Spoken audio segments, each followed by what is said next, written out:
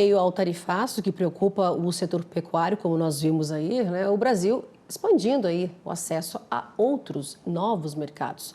Sobre esse assunto, eu converso agora com o Alexandre Camargo Costa, que é sócio-diretor da FNF Ingredients. Muito bem-vindo, boa tarde. Boa tarde, Simone, como está?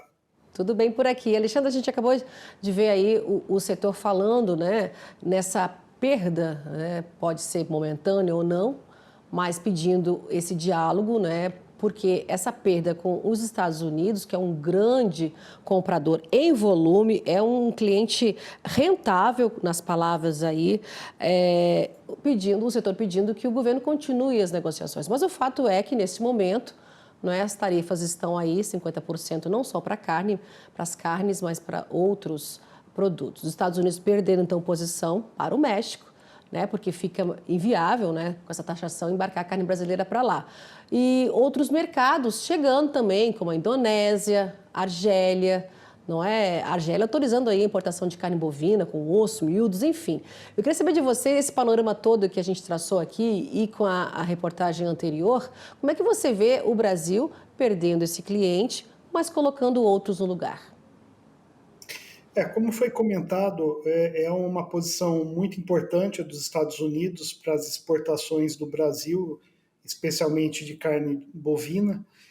São cortes muito específicos que o Brasil atende o mercado norte-americano, são cortes principalmente de alta qualidade e também cortes que são chamados até de retalhos, mas que são muito utilizados e apreciados pelo mercado norte-americano para a produção de hambúrgueres.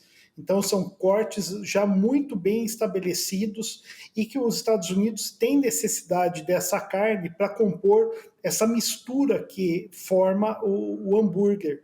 Então, você precisa de uma quantidade certa de carne e de gordura para poder fazer o hambúrguer. Então, nesse produto que o Brasil se encaixava perfeitamente.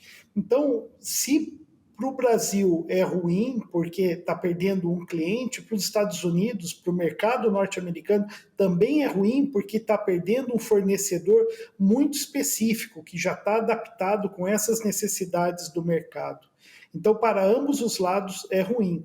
Uma forma de contornar isso está sendo o Brasil buscar novos mercados, e isso o Brasil tem feito constantemente.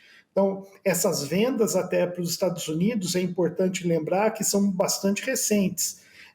Os Estados Unidos adquiriu essa posição de segundo colocado no volume de exportações de carne bovina do Brasil recentemente, é coisa de 3 anos para cá. Então, o Brasil está sempre focando em novos mercados, novas oportunidades.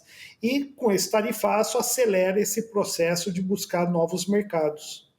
Agora, Alexandre, a gente viu aí a Associação Brasileira das Indústrias Exportadoras de Carnes, né, com o Roberto Perosa, ele falando, então, em 157 países, né, que o setor, ele exporta carne brasileira. Nós vamos falar da Indonésia, né, que autorizou, então a importação aí da carne brasileira, né, com osso, miúdos, produtos cárneos e preparados também de carnes, né? Nesse caso, como é que é esse mercado para o Brasil? Como é que é a Indonésia? A gente vê aí a população da Indonésia e também depois na próxima em relação à Argélia. Mas como é que você vê, nesse caso, não é, a participação da Indonésia nessa compra? A Indonésia talvez é um país pouco conhecido pelos brasileiros, mas é um país com uma população de mais de 270 milhões, então uma população maior que a do Brasil.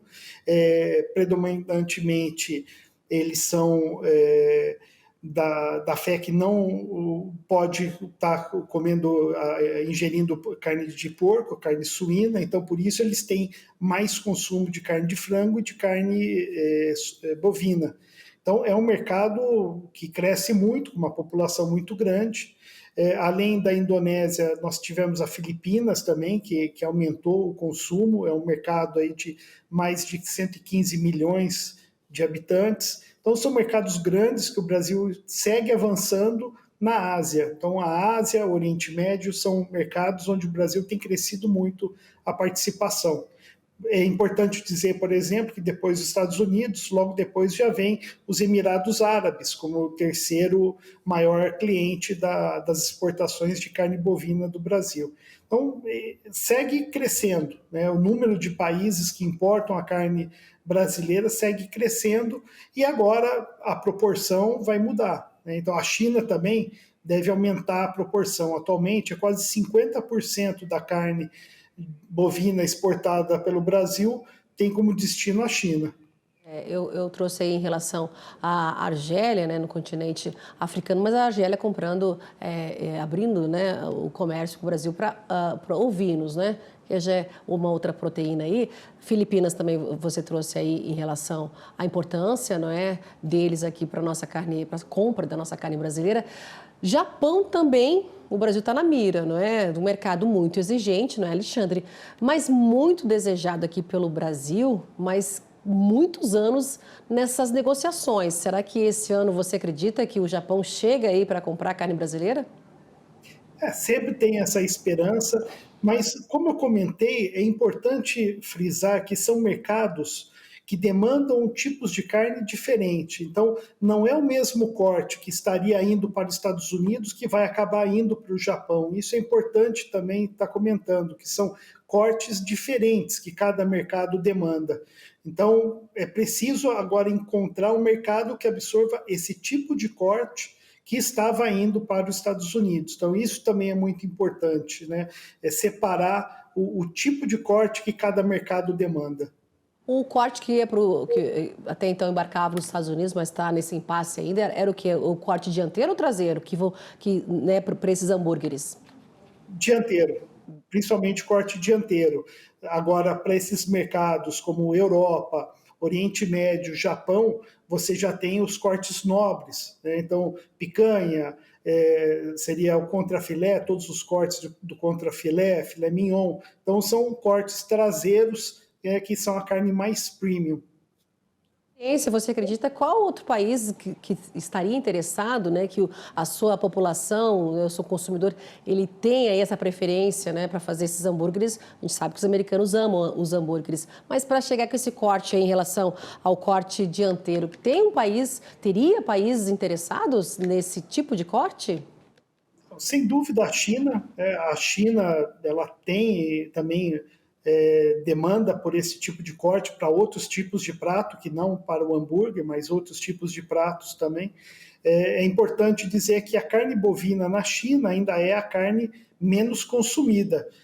Primeiro, de longe, é a carne suína, seguida pela carne de frango, depois a carne bovina. Mas a carne bovina é a que mais tem crescido em consumo na China. Então, sem dúvida, essa carne pode ser direcionada para a China. O que é preciso ver é qual o preço que você vai estar tendo que vender no mercado chinês. Se compensa estar direcionando esse produto que estava indo para os Estados Unidos, se mesmo com a tarifa ainda vale a pena direcionar para o mercado chinês. Tem essa questão em relação aos preços, né? Como é que chegariam esses preços lá? A China, então, tendo essa preferência pelo suíno, pelo frango, na terceira posição a carne, mas a China, ela está até, a gente sempre traz aqui, né? Não só o chá, ela também está consumindo muito café, né? Essa nova geração aí também está consumindo mais café, e a gente vê que a carne também está chegando nessa posição, quem sabe suba um pouco, né? Pegue ali a disputa com o frango, o suíno eu já nem digo tanto, mas é a preferência deles lá, mas enfim, a gente vê os hábitos mudando, a população e precisa em muito, não é, desse consumo, dessa produção toda nos outros países para alimentá-los, não é? Mas a gente vê esses desafios chegando aí agora em relação a outros produtos. A gente vê também a China comprando mais a nossa soja brasileira por conta que não está comprando a soja americana. O sorgo é outra possibilidade aqui do sorgo brasileiro ser vendido para a China, ou seja, a gente vê tudo isso chegando e tendo a China aí como nosso principal cliente, podendo abarcar outros produtos, não é, Alexandre? Exatamente. Então, mesmo o Brasil hoje, né, perdendo uma parte desse mercado para os Estados Unidos, porque uma parte ainda vai continuar sendo mantido, os Estados Unidos está representando menos de 10% dessas exportações de carne bovina, sendo que a China já tem quase 50%, a Arábia Saudita um pouco menos ali que os Estados Unidos, né, os Emirados Árabes, desculpa. Então, é importante o mercado americano, mas quando você compara com o que a gente tem exportado para a China, também não é tão difícil. A questão é realmente preço. O mercado tem aceitação, o mercado chinês tem aceitação total pela carne brasileira, mas tem que ver qual o preço que será negociado, esse volume extra que estaria sendo embarcado para a China. Alexandre Camargo Costa, muito obrigada pela participação hoje aqui com a gente, viu, Alexandre? Até uma próxima oportunidade. Muito obrigado, Simone. Boa tarde. Boa tarde.